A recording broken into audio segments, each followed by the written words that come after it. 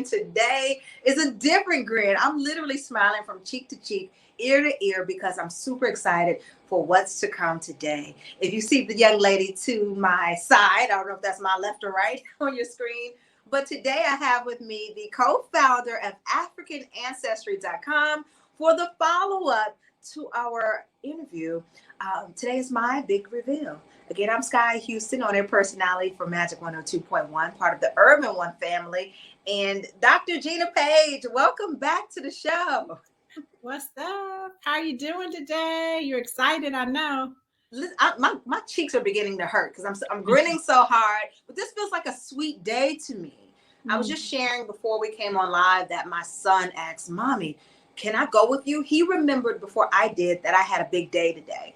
And he said, can I go with you? He wanted to miss school in order to be here with me to hear where I come from, what my ancestry is, what village I'm a part of. So today, you guys, Majic listeners, if you've ever wondered who you are, where you came from, if you've been trying to identify with your roots, I invite you to come along on my journey today as Dr. Gina makes it so special for me with the big reveal. Gina, go Gina. Well, I'm glad that we're doing this in March. We just made it for Women's History Month, and it's special on different levels, right? Obviously, You're a woman, but we are celebrating all of the women on your maternal line that have come before you. Oh. And just as a refresher, the last time we talked about how we are tracing one branch of your family tree, and that branch is a lineage. It represents a lineage that includes you, your mother, her mother, her mother, her mother, all of those mothers going back 500 to 2,000 years. And while we are reflecting on where that lineage was in Africa prior to the transatlantic slave trade, it also represents the legacy that you will leave, because it's the same for your son. And when you have grandchildren and they have children and children, they will all come into the world with this knowledge of self that you are learning today. So generally, we talked the first go around about what happens. You guys go to the website, AfricanAncestry.com. You select your paternal or your maternal side, as I did, and you go through the process. You do your swab, you send it off. You make sure you go online and register so that you can get your results. Let me share this really quickly, guys. I missed a step. I thought I had it down pat. I was reading all the instructions. I forgot to go online and make it to where they can reveal it to me. So make sure when you go through the process, register online to receive the results, okay? So with that being said, what happens after your 6 to 8 to 12 weeks are up? You get your results. So today, I'm inviting you in with mine. Someone asked me, what do you think? You know, where do you think you came from? I start to wear my crown, Gene. I told you, I feel like I'm royalty already. So I start to wear my crown. But I feel hot. Is that to be expected? I'm getting hot, and that's anticipation. Yeah, I mean, it happens in so many different forms, and I'm nervous too. Like, you know, I know your anxiousness, the positive anxiousness, makes me even more aware of the responsibility that I have in sharing this information with you. And before I do, I want to say thank you, because I don't get to do this for everybody. It would be impossible for me to do this for everybody. And so I want to thank you, because this is the most fun part of what I do on a daily basis. And it also takes courage. It takes courage to learn this information in a public setting. Yeah. I mean, and this isn't just public. I mean, this is going to go all over the whole world. So I want to honor you and all of the beautiful, strong, resilient women that came before you so that you could be here today and we could do this. And you know what? While I'm at it, I'm going to honor the women that made it possible for me to be here. Please. Today as well. We do. We have to just take a moment for the ancestors, because without them, none of what we do would be possible. And so I love and respect and honor them. So thank you for that. we looked at DNA that you inherited from your mother. It's the exact same DNA that you gave to your son, and that all of the women who came before you have. So this result is for everybody in the family who comes from your grandmother. We unlocked the code of your DNA once you sent it to us. And then our science team took your code and looked for people throughout the world who have the same code as you. Okay. And sometimes we find those results in Africa. Sometimes we find them in Europe or the Middle East or in the Americas or Asia. In your case, we found them in Africa. Woo, woo! And so that's the first pass. So we know it's African. But Okay. then we drill down even further using the largest collection of African codes, if you will, African DNA in the world. And we looked for the countries that you share ancestry with. And we found matches with your DNA in 2 countries. Okay. Once we got those countries, we drilled down to the ethnic group or the tribe in those countries. And so I'm going to start the first country that you share ancestry with. And I thought this was kind of cool since you live in Texas. And you'll see why. This country is called Bioko Island. Bioko Island. Bioko Island. It's off the shore, off the coast of Equatorial Guinea. So it's part of the country of Equatorial Guinea. It's one of several islands that comprise the country of Equatorial Guinea. It's known as Bioko Island. The people of Bioko Island that you share ancestry with are the Bubi people. B-U-B-I. They're Bubi people. And the reason I thought this was kind of fitting, because you're in Texas, is that Equatorial Guinea and Bioko Island is the only Spanish-speaking country on the entire continent of Africa. Really? Really. So apropos for Texas. Exactly. You live in a state. I'm sorry to say a country. You live in a state where Spanish is spoken everywhere. Yes. And so, yeah, the people of Bioko Island speak Spanish. What I love about the Bubi people is that they are actually indigenous to Bioko Island. So historically, they migrated obviously from the mainland, from Cameroon, from Equatorial Guinea, and came over to the islands to populate the islands. And it's such a beautiful place. It's actually known for its ecotourism. So people travel there, particularly to view the environment. You see all of this lush rainforests and all these incredible species that you can't find other places because of the unique landscape of Bioko Island. Now, I also want to tell you that if you can find this documentary, you will learn so much about the people and the country. It's called Motherland, A Genetic Journey. And I would say at the very beginning of 2000, like, I don't know, maybe 2003, 2004, the BBC did this documentary where they used our test to trace the ancestries of some Black Brits, Black people living in the United Kingdom. Yeah. And one woman that we traced to Bioko Island, they took her there.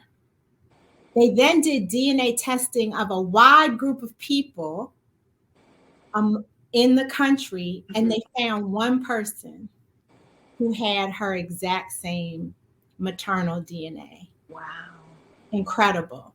And so there's this part of the story about her getting this information and, the experience of finding someone actually looking and touching someone who shares the same DNA on the continent. Nice. So I want to encourage you to look at that. Oh, I'm going to look for it. Now, I told you Bioko Island is off the coast of Equatorial Guinea. Equatorial Guinea borders the country of Cameroon. And Bioko Island is actually closer to Cameroon than it is to Equatorial Guinea. Okay. I was not surprised when we also found matches for your ancestry, for your DNA among people living in Cameroon today. Mm-hmm. And those people are the Tikar people. Tikar. Tikar, Tikar. Okay. And listen, when I tell you I was not at all surprised that you are Tikar, because the Tikar are the artists and the artisans of the culture. Nice. They, man, they really are the cultural keepers, if you will. They had printing before the arrival of any white person. So they're great writers. Artists isn't just confined to creating masks and, Right.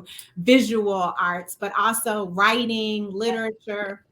But speaking of masks, when you see, often when you see masks from Cameroon, what you see are Tikar masks. And now that I think about it, Sky, I don't know if you saw our Love and Hip Hop episodes that we were on when we revealed the ancestries of some of the Love and Hip Hop cast. Right. But Papoose. Papoose. To the Tikar people. Nice. And so you can see this beautiful Tikar mask that he has, and he got it tattooed on his arm. He got that mask tattooed on his arm. Yeah, Papoose got the big eyes like me. So Papoose, we can, friend, we can. Exactly. So you share ancestry with people living in two countries. They're neighboring countries. So this also shouldn't be surprised, because before the Berlin Conference and before Europe colonized Africa, this was all the same region. But once the European powers came, they divided the country up into these artificial and politically drawn borders. Nice. And that's how Cameroon and Equatorial Guinea, Bioko Island, came to be. And so, they are people who live technically in different countries, but they're neighboring. How far are the countries from each other? They're not. They touch. So give me an idea. So are you in New York? Where are you now? Well, I'm in DC. I was going to ask you, I can tell you where everything is in Africa. DC, Virginia. It's like DC, Virginia, or Houston, and what's the suburb? Irving? No, that's Dallas. Sugarland, Pearland. Pearland. Exactly. It's like that. So which is first? So when you do your DNA, there's no way to know. Tell me the name of the island again. Bioko Island. Bioko Island. Is it like Galveston Island and the people of Galveston go to the bigger city? Is it smaller and people migrate to the bigger area of Cameroon? Or is it Cameroon migrate over to the island? How does it traditionally work? Do you know? Well, historically, the population that is on Bioko Island came from the east. Mm-hmm. So east of Bioko Island, because it's sitting in a body of water, is Cameroon. It's closest to Cameroon. Mm-hmm. And so they came and helped to populate Bioko Island thousands of years ago. Mm-hmm. Today, they live, on Bioko Island. And if there is any back and forth, it tends to be between the mainland of Equatorial Guinea and then the island of Bioko Island. So exciting to actually have landmarks to say, here are my people. Like, I can just see a trip ensuing. And that's what I love about these two countries in particular. They're very easy to travel to. I didn't give you any information about Cameroon, girl. Back it up. I know, I'm sorry. Give me everything. I just jumped right into the Tikar people. But Cameroon is the only country on the entire continent that has two official languages, French and English. It was named by the Portuguese because of a river that runs through Cameroon that had a lot of Camerones in it. And so that's how it got the name Cameroon. Cameroon, the English-speaking people of Cameroon tend to live more to the north, whereas the French-speaking people live in the rest of the country, and it's predominantly a Christian country. It's not. There is Islam there. There is a Muslim community, but that's not the main religion in Cameroon. but it's easy to travel to. We traveled with 54 people in the year 2010. 54 people who, like you, we traced their ancestry to Cameroon, and then we went back home. Nice. And that was a powerful experience. When they got to Cameroon, they got off the plane calling themselves Cameroonian Americans. And after we had been there for about 3 days, they decided that they were Camericans. Yeah. And so now that's what everybody calls each other. They call each other Camericans. Kamika is my real name, government name, Kamika Cameroonian. It works for me. Wow. Wow.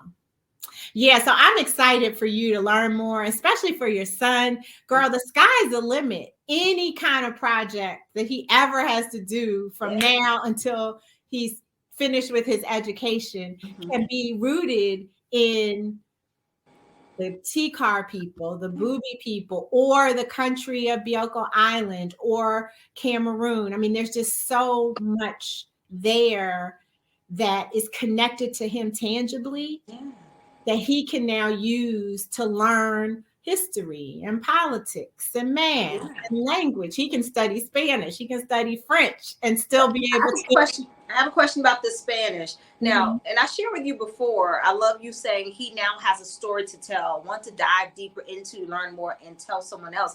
I shared before, I was taking my MBA courses, and I had an international business course where everyone in the room had to give a report on where they were from, like what their traditions were, what the signature foods were. And I was the only Black girl in the entire class, the only Black girl. There were 2 dark-skinned other girls in the class, but one was from Belize, one was from, her part of Africa that she can identify. And they were true Africans, not African-American. I was the only African-American, Black girl in the class, and I couldn't say what my culture was per se. Like, Texas is Texas culture, but your roots, I could not tell them, where my people were from. What was my flag? What were the signature dishes? Yeah, we barbecue in Texas, but when you're doing an international project, it's not as interesting to say we barbecue. So as a Black girl, what's the Black girl's culture per se? Or that it just, I wanted more. I wanted to be able to say something deeper, to connect with something deeper. So for me,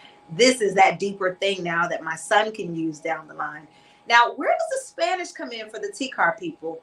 So the Spanish is the official language of Bioko Island and Equatorial Guinea. Okay. They were colonized by the Spanish. Oh, okay. That's why they became a Spanish-speaking country. Okay. Cameroon was colonized by several different European powers, but today the official languages are French and English. Got it. Wow. And I love what you said about the culture, because that's really what this is about. This is an identity experience that you are going through. You know that you are Kamika from Texas, and you can probably drill down to your neighborhood, your high school, whatever it is, right?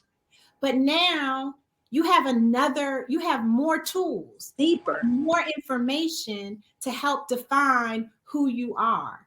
And so that is giving you a groundedness, a rootedness that can't be compared. Yeah. Now you can look at yourself differently. You can look at other Black people differently. You can look at other Africans who are also Black people differently. The whole diaspora now has a different view for you. And your role as a Black woman in America can have a different perspective as well, because you know who you are. Yeah. Now, Gina, tell me this, just for other viewers who are watching, what are the percentages of accuracy for this reveal? Tell them so when they go through the process, they know, no, we didn't get it wrong, or maybe they could have went this way. What are the percentages?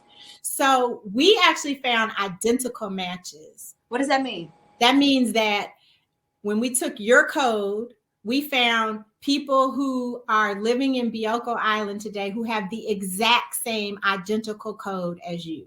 How often does that happen?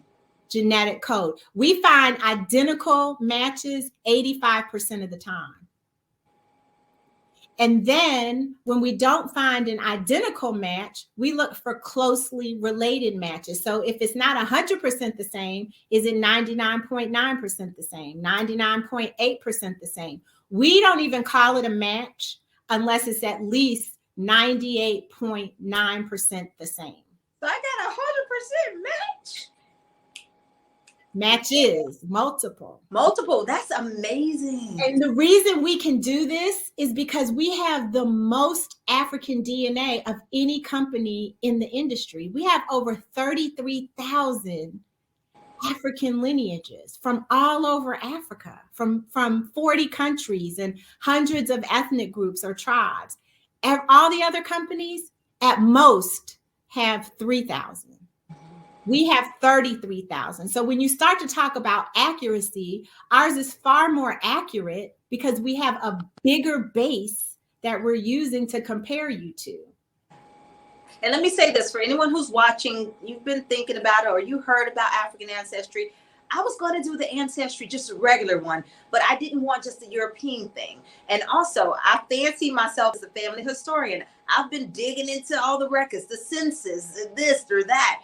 But I did not get past like the 1800s. I got stuck. Like my people literally fell off the face of the earth. There were no more records. But things happen. Things get burned. Things get lost. Records written by hand get misconstrued or human error. For me, this was the only other place to go. This was the final step for me to really identify with my history. So for me, this cracks the code, Gina, to a whole nother. There's nowhere else to look. I am me. She is I, they are me. So thank you. Because for years, I got stuck at the 1800s with just going through the US documents, even down to Louisiana. I have some roots in Louisiana, but this trumps everything that I've done in the last 5 to 10 years when it comes to finding out who I am. So I can't wait to reveal this to my family, my mom, all of my people, so they can feel like they are part of this as well. So Gina, go Gina. Like I said before, Gina, why did you get into this?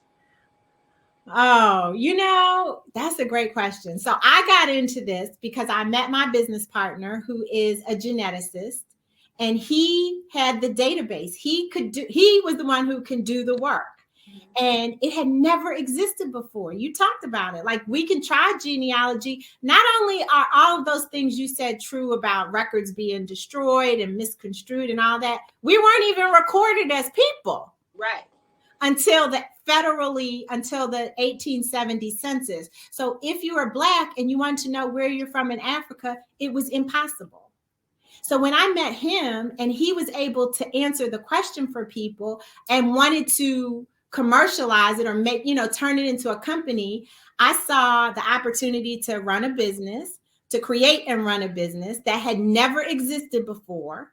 No one else in the world could do this before we did, and no one else can do it now besides us, for a group of people that I'm passionate about. I love Black people, and this work enriches Black people. It helps transform the way we as Black people view ourselves and Africa. So that's how I got here.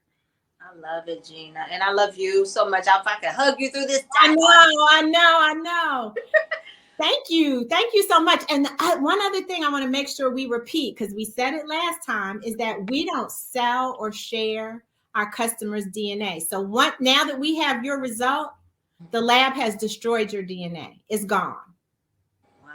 Wait, real quickly. So break it down to the bare bones to the layman who has no clue on when you say DNA, what that is. That's the chromosomes. That's this breakdown DNA really quickly to the bare bones of when you say we destroyed this. What was it that's used and what's destroyed? And what does it matter? We can't assume everybody knows science and remembers it from school, what chromosomes and all that is. Break down DNA really quickly. So DNA is found in every cell in our bodies, and it's what makes us human. It's what makes us function. It makes our skin, it makes our organs, it makes everything about us. And so your DNA is special. It's like your social security number. It's like your fingerprint. You're the only one that has it. And so it's very valuable. It's very important. We collected your DNA off of the cheek swab that you used with your test. And so we took the DNA from that. Other companies will take your DNA, then they'll sell it, they'll research it, they'll share it with other companies. We don't do that. We take your DNA, we give you your answer, and then it's destroyed because we handle what's very important to you. Like I said, your fingerprint, your social security number with respect and integrity. There it is. I'm going to the next level. I told the story before of my uncle on my dad's side. I asked him to swab before so that I could get the results. And he was like, what are you going to do with my DNA? What you going to do with it? Like, it's not a paternity test, sir. It'll be okay. But thank you again for today. I have my maternal side. I'm going to go one up and do my paternal side next. And I admonish anyone who's interested about this journey, about yourselves, to go for it.